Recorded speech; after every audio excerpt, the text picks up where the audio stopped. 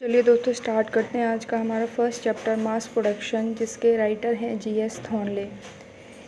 तो इसका इंट्रोडक्शन कर लेते हैं आज। In this essay the author GS Thornley has discussed various aspects of mass production. इसमें जो राइटर हैं जीएस थॉर्नले, उसने डिस्कस किया है किसके बारे में? मास प्रोडक्शन के बारे में। First of all he has defined the term mass production. सबसे पहले उन्होंने मास प्रोडक्शन को डिफ़ाइन किया है in a very simple and easy language, बहुत ही ज़्यादा सिंपल और ईजी लैंग्वेज में। According to him mass production means manufacturing goods in very large number by using huge machine. उनके द्वारा कहना है कि मशीनों के प्रयोग से बड़ी और बहुत ज़्यादा मात्रा में हम वस्तुओं का प्रोडक्शन करना। This new method of manufacturing article in great number and great amount differ from the older method of manufacture। बड़ी क्वांटिटी और बहुत बड़े नंबर में वस्तुओं के प्रोडक्शन का यह नया तरीका पुराना प्रोडक्शन मेथड से बहुत ज़्यादा अलग है, बहुत ही ज़्यादा फास्ट है। In the olden times article were made by craftsman. जो पुराने ज़माने में जो वस्तुएं होती थी वो कुशल कारीगरों के द्वारा बनाई जाती थीं। These skilled workman made the whole of an article by their hand. और उसमें जो वर्कमैन होते थे वो पूरा का पूरा जो भी वस्तु बनाते थे वो पूरी हाथों से बनाते थे। The process was very slow. और जो ये प्रोसेस होता था ये बहुत ही स्लो हो जाता था, बिकॉज हाथ से ज़्यादा टाइम लगता है बनाने में। It involve a lot of labour and time. और इसमें बहुत ज़्यादा लेबर लग जाता था और बहुत ज़्यादा टाइम भी लग जाता था। Such article could not be mass produce. और इसको हम ज़्यादा क्वांटिटी में नहीं बना सकते थे, बिकॉज क्वांटिटी में बनाने के लिए बहुत ज़्यादा टाइम होना चाहिए था। अकॉर्डिंग टू मशीन ये बहुत ही स्लो प्रोसेस था। They were often wonderful piece of art and beauty. यह बहुत ही सुंदर और बहुत ही अच्छी आर्ट होती थी जो हाथों से बनाई जाती थी। Hence they were costly and beyond the purchasing power of the poor people.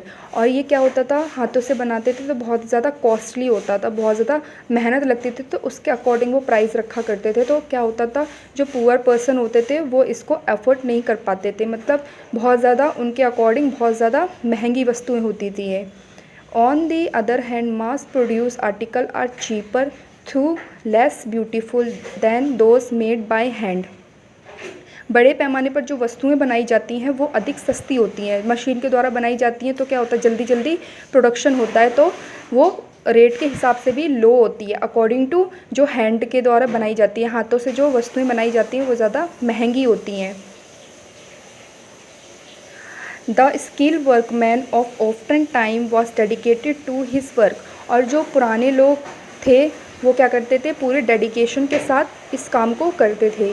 He used to put his heart and soul into his job. वो अपने पूरे दिल से और पूरी आत्मा से इस काम को किया करते थे। His whole reputation depended upon the quantity of the article which his made.